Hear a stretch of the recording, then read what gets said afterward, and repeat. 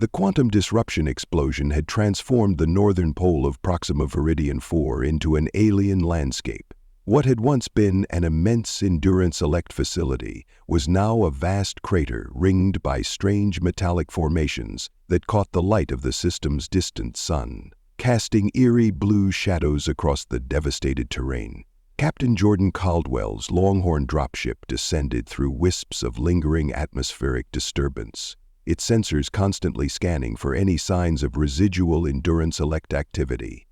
3 days had passed since their decisive strike against the Machine Intelligence's secret project, and Night Command had wasted no time dispatching scientific teams to assess both the damage and the unusual readings emanating from the impact zone. "Approaching landing zone Alpha," Wilson announced from the pilot's seat, his usual drawl tempered by professional focus. "Sensors show stable ground at the crater's northwest quadrant. Minimal quantum disruption fields should be safe enough to set down." "Define minimal quantum disruption?" Powers asked from his station, where he monitored the portable defense grid they'd brought along. The Texas Knights hadn't survived this long by taking unnecessary chances, especially in what had been enemy territory mere days ago. "By Texas Knights standards," Wilson chuckled, "nothing that'll melt your spurs or scramble your neural interface." "Probably." Harrington, ever the precise one, consulted his more specialized equipment. "The quantum resonance is actually fascinating. The disruption charge catalyzed with the indigenous materials to create a molecular restructuring rather than pure destruction. The entire crater bed is essentially a new form of quantum reactive material we've never encountered before."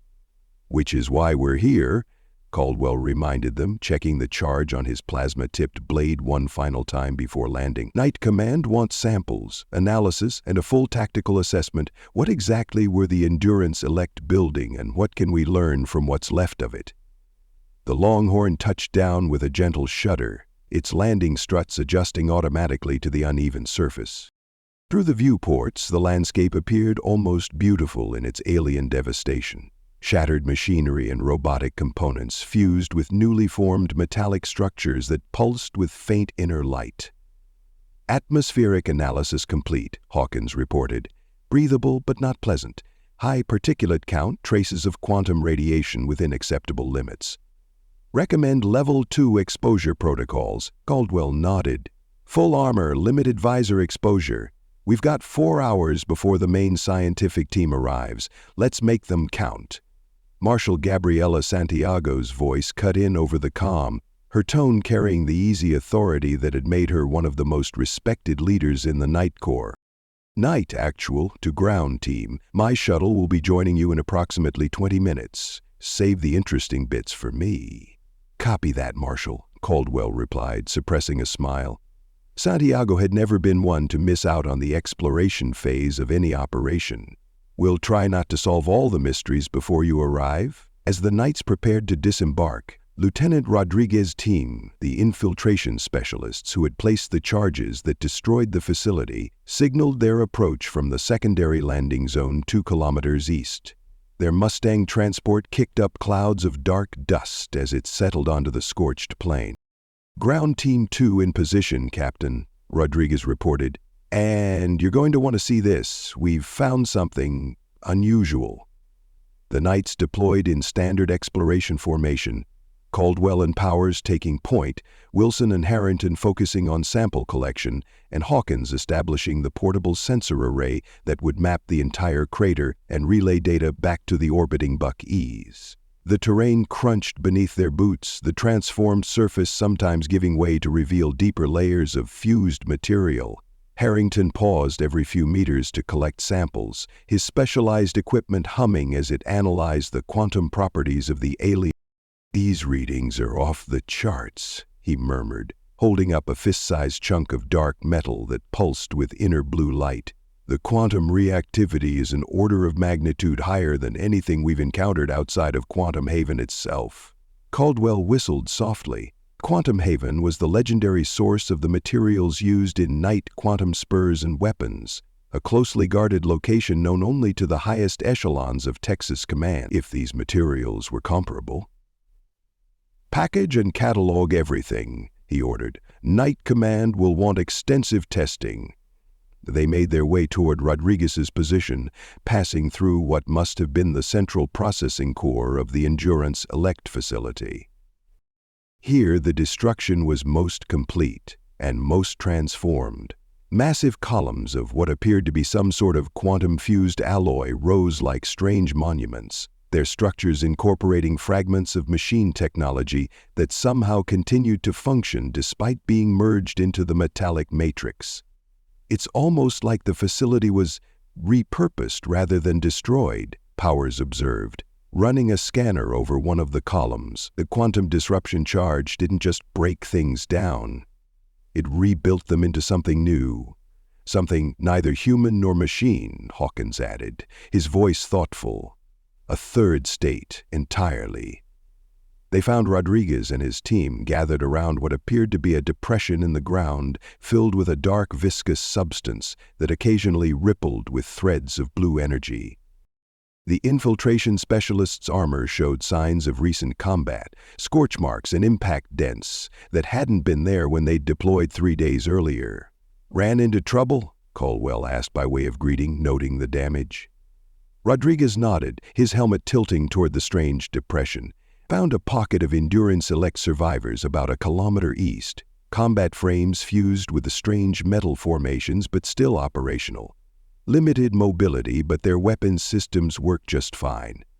He gestured to a specialist whose arm armor had been partially melted. Woods found that out the hard way. "Any still active in this area?" Powers asked, his Thunderbird cannon humming as he swept it across their surroundings.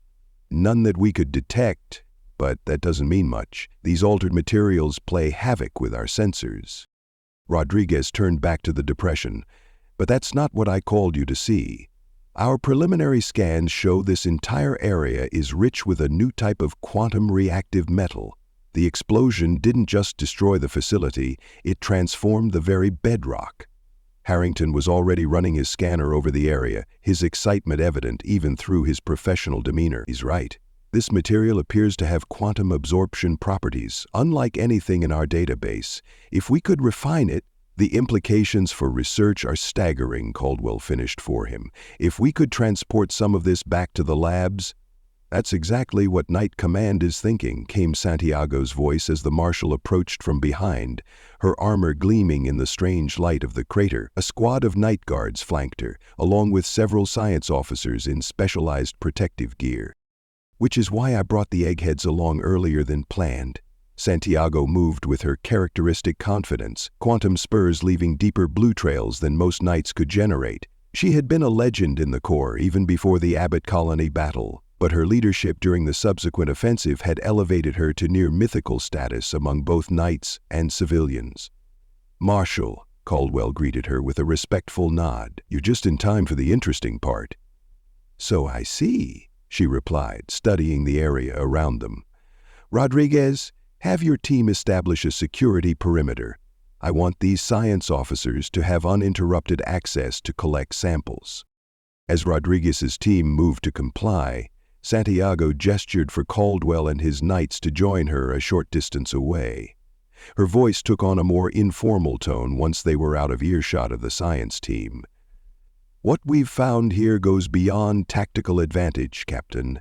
Night Command's preliminary analysis suggests these materials could revolutionize our quantum technology. More powerful spurs, more efficient drives, weapons with twice the disruption field for half the energy input." Harrington held up one of the samples he'd collected.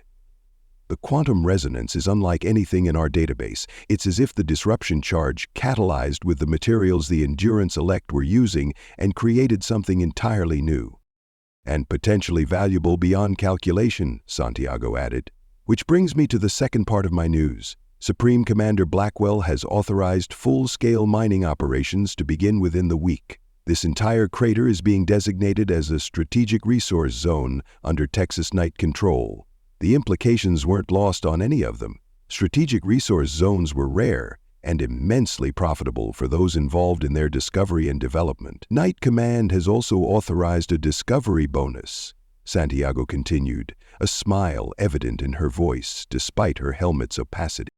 Is the teams responsible for both identifying and neutralizing this Endurance Elect facility? You'll all receive a percentage of the mining operations proceeds in perpetuity. Congratulations, gentlemen, you've just become very wealthy knights.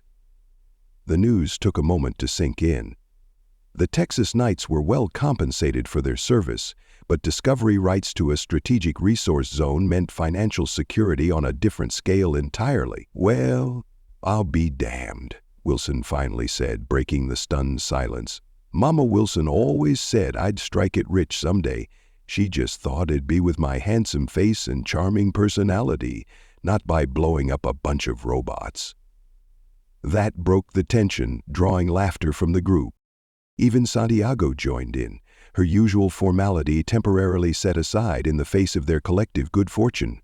I think this calls for a small celebration, she declared, reaching into a compartment on her armor and withdrawing a flask emblazoned with the Lone Star emblem. A proper Texas tradition, a toast to success. Rodriguez, who had returned from organizing the perimeter, approached just as Santiago was producing the flask. Is that what I think it is, Marshal? Genuine earth whiskey, she confirmed. From my personal reserve. Been saving it for a special occasion, and striking quantum gold certainly qualifies. The impromptu celebration had a surreal quality against the backdrop of the devastated crater. Santiago removed her helmet first, her features finally visible. Sharp eyes that missed nothing, dark hair cropped short for comfort under armor, and a network of fine scars along her jaw from a long-ago encounter with collector forces. To the Texas Knights, she proposed, taking the first ceremonial sip before passing the flask to Rodriguez. And to making the galaxy safe for humans, one exploded robot facility at a time. Rodriguez followed suit, removing his own helmet to reveal a grinning face, still youthful despite years of combat experience. To unexpected bonuses and quantum treasure, he added, drinking deeply before offering the flask to Caldwell. Perhaps it was the euphoria of discovery, or the natural relaxation that follows intense operations. Perhaps it was simply the human need to celebrate victory with the age-old ritual of shared drink. Whatever the reason, the Knights let their guard down for just a moment, Santiago and Rodriguez with helmets removed, the others temporarily distracted by the prospect of unprecedented riches. None of them noticed the subtle shift in one of the twisted metal formations 30 meters to their right, the way the fused structures realigned themselves with deliberate purpose. None of them registered the faint power signature that briefly flared and then damped down to near undetectable levels. None of them saw death approaching until it was too late. The attack came with the unnatural speed that characterized all Endurance Elect combat frames. One moment the formation was just another twisted column of metal and machine parts, the next it had launched itself toward the unprotected humans with lethal precision. Hawkins spotted it first, his warning shout cutting through the celebratory atmosphere. Contact right, combat frame active! But his warning came too late for Santiago and Rodriguez. The machine, half melted metal, half original Endurance Elect components, moved with terrifying speed despite its damaged state. Its right arm had been transformed into a jagged blade that glowed with the same blue energy as the surrounding formations. Santiago's years of combat experience allowed her to begin turning toward the threat, her hand dropping to her sidearm. Rodriguez, slightly slower, had only started to react when the transformed machine struck. The blade passed through Santiago's unprotected neck with horrific efficiency, continuing its arc to pierce Rodriguez's chest before either could complete their defensive movements. Both knights collapsed as the machine withdrew its weapon, their blood appearing almost black against the scorched earth of the crater floor. The next seconds passed in a blur of quantum fire and coordinated knight response.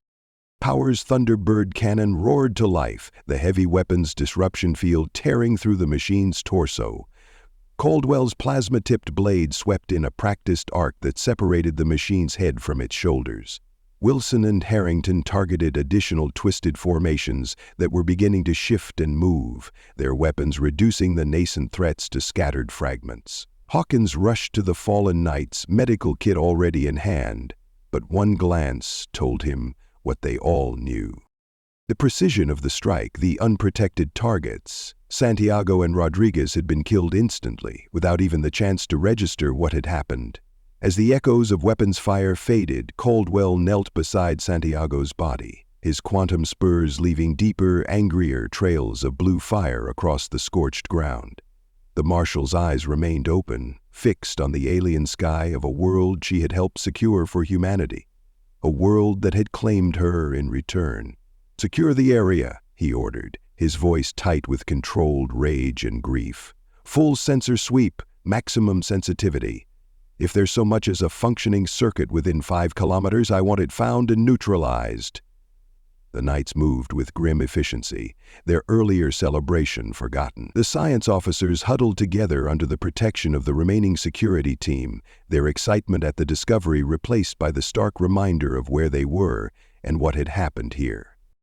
Harrington approached after completing his scan, his normally analytical voice subdued. "The explosion transformed the Endurance Elect components, Captain. It created hybrid entities that retain combat capabilities but have completely novel quantum signatures. Our standard detection protocols weren't calibrated for them." "Recalibrate," Caldwell ordered, rising to his feet. "And signal the Buck-E's. I want a full night company on the ground within the hour. Nothing moves in this crater without our permission, not even a speck of dust." As the Knights established a defensive perimeter around the fallen, Caldwell contacted Knight Command directly, his quantum spurs interfacing with the communication array. Supreme Commander Blackwell's response was immediate and unequivocal. The mining operation would proceed as planned, but with extreme security protocols. The discovery was too valuable to abandon, even in the face of this tragedy. The quantum-rich materials of Proxima Viridian 4 would indeed transform Texas Knight technology, just as Santiago had predicted. Future generations of Knights would wield weapons and wear armor enhanced by the material discovered in this crater. The financial benefits would flow to the survivors and to the families of Santiago and Rodriguez, as promised. But as Caldwell watched Knight medics prepare the bodies of their fallen comrades for transport, he knew that no amount of quantum metal could ever truly compensate for their loss. The real price of victory had been paid not in quantum disruption charges or tactical maneuvers, but in the blood of Knights who had dared to celebrate too soon. Later, as the Buck-E's carried them back toward Texas space, Caldwell stood in the ship's memorial chamber where the bodies of Santiago and Rodriguez lay in state, covered with the Lone Star flag. His team joined him in silence, each lost in their own thoughts. "The Marshal would have hated all this ceremony," Wilson finally said, his usual humor subdued but not entirely absent. "She always said she wanted to go out fighting, not be fussed over afterward." "She did go out fighting," Powers replied quietly. "We all knew the risks when we took the offensive into Endurance Elect territory. They may be on the run, but they're not defeated, not entirely." Caldwell nodded, his quantum spurs leaving faint trails of blue fire across the deck plating, "Which is why we'll continue the mission. We'll secure this resource, develop it, and use it to make sure no more Knights fall to machine intelligence." He looked at each member of his team in turn. That's what they would have wanted. As they stood vigil over their fallen comrades, Caldwell reflected on the bitter irony of their discovery. The quantum-rich materials of Proxima Viridian 4 would indeed make the Knights wealthier and their technology more formidable. But the true value and cost of the find had been measured not in credits or tactical advantage, but in the lives of those who had fought to secure it. Some victories came with hidden prices. Some discoveries were paid for in blood. And some wealth, no matter how immense, was ultimately fool's gold compared to the comrades lost in its acquisition. The Texan Knights returned to Sci-Fi Vault. Hoorah! The eyes of Texas are upon us all. Be sure to check out the Texan Knights playlist in the bottom left of your screen. We have several more stories dropping this month. Thank you all for subscribing, commenting, sharing, and for liking this video. All of that helps the channel grow, and it helps us get more Texan Knight stories out there.